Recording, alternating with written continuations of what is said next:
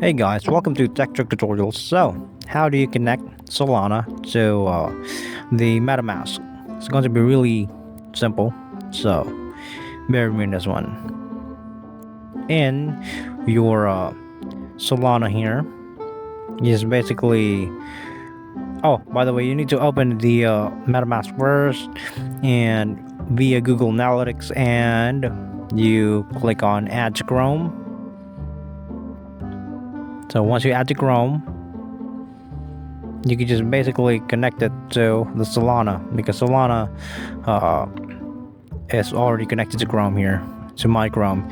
So let's just wait for it to load a little bit here. That's just doing its magic. So yeah, that's how simple and easy it is. No need for extra hassle, extra work. That's just basically it. This is a wallet, so to say, and you could add shortcut via beside the star here in the search tab. And yeah, it's taking a little bit of time, so let's just wait. So as you can see, it's connected to Google.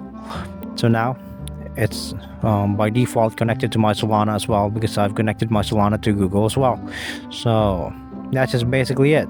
Thank you so much for watching Tech Trick Tutorials, and you guys have a nice day.